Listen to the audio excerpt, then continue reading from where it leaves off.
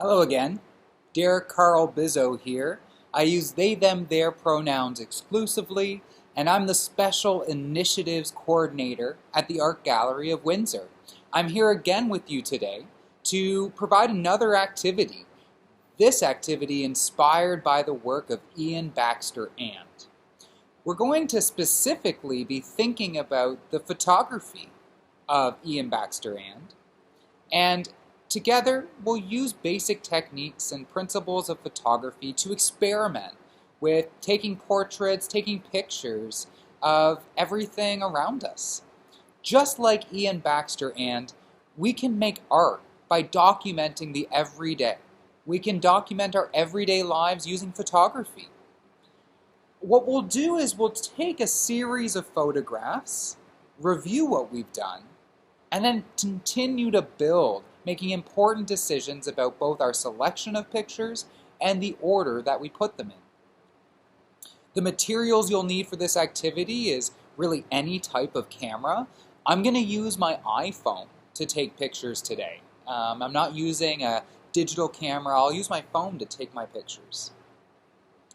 You might want to have a notepad, some paper, pencil, just to write some notes, to jot down your ideas and even sketch the order that you might want to put it in. Or you can do it all on your computer, on your phone. The process overview I have for us is we first want to take time to review the basic principles of photography.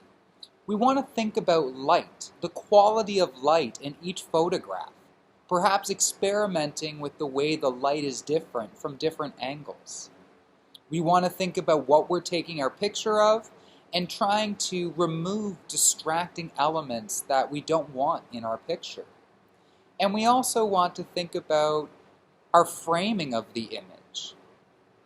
The basic principles of photography, like the rule of thirds, different types of angles, maybe close up, far away, or a medium distance, as well as thinking of getting a bird's eye view, a really high angle, or maybe a picture as if you were a worm on the ground from a low vantage point. You may do this just by exploring the space around you. I'm in the studio at the Art Gallery of Windsor, and I'm going to use this room as my space to explore with my camera to collect photographs and create a series. You could be somewhere indoors, or you can do this outside. You start by exploring your space, noticing what you think's interesting, what you might make a photograph of. Try taking photographs from different angles and different vantage points, high above or below, or at eye level. And take at least a few photographs, and then review your work. Look at the photographs you've taken. Make some decisions about the quality of your images. Then take some more. You can look at the same subject and try to improve, get a better image of it, or find other things to photograph. You want to continue this process until you have at least 10 photographs, let's say. And then review those 10 and choose a couple up to 5 or 6. So 2 up to 6. Make it into a series. And then you can decide how you want to show your work. Do you put your photos into a grid like they do on the social media platform Instagram? Or do you want them to be a scroll through like you can do when you drop a bunch of photos on social media or just when looking on your phone? Maybe you want to print your images and put them up on a wall. And then share with your friends and family. Get everyone excited about the photographs you took. I'm going to go take some photographs and then review them with you to give you an idea of how you can just take amazing photographs, or pretty great ones, just from the world around you, your everyday life. We'll talk to you soon. Hello everyone, Derek Bizzo again. I'm here to share with you the selection of photos, the short list from my longer series, my top 5 that I chose from my more than 10 that I was able to take just walking around the studio at the Art Gallery of Windsor. So I'm going to share my screen so I can show you these photos and review them with you. And so the first photograph I'm showing you is a reflection. I thought this was a cool framing within the frame of the image using the circular part of this overhead projector. You might be able to see me in that image, at least the side of my head there, catching the light from the window, and this really cool rainbow spectrum that's coming through from the light reflecting around all this glass and mirrors. I really love rainbows. I love light reflecting and refracting the spectrum of color that is visible to our eyes. So I thought this was a super cool image and a nice way to open up my series. You'll also see that it balances kind of the last image within my series too. And so the second image caught a rainbow. So this is a close-up, a real close-up into an object or onto an object, just cropping out most of the object to capture this cool little rainbow stripe that climbs up the side of this Polaroid camera that's just inside the studio.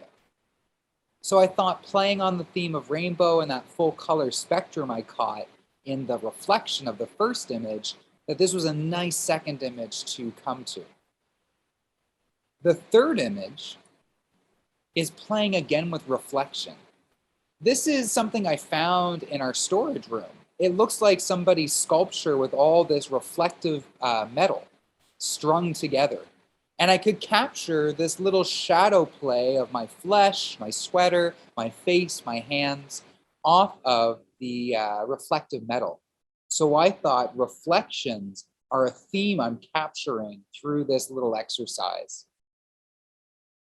And as someone who identifies as non-binary and is queer and sort of a member of that rainbow community, I feel that sense of the rainbow's still there, even if it's more symbolic than actually the full color spectrum. The fourth image that I chose, all these beautiful pastels. So again, that full color spectrum, all the rainbows, and now we're getting to look at materials, not just the artworks, but the materials as well. And I thought it was fun, the bit of asymmetry or the mix-up of colors and how it's off balance because of that. There's an interruption to the changing of color with some green and those yellows and some pinks in the greens. And my last image is another reflection. And this is from the opposite side of the room. And so the lighting's quite darker and it got really blurry, but that's me reflecting in the mirror just across where I'm sitting now. I thought it was interesting and it was a nice way to close my series. I opened up with a reflection, I closed with a reflection. The first one's nice and bright, the other one's a little bit darker. So it's like day to night was my rationale or my logic. So there's just a little preview of everyday photos that tells a bit of a story that has some nice artistic aesthetic qualities to it that makes it into a little bit of a series to show and share.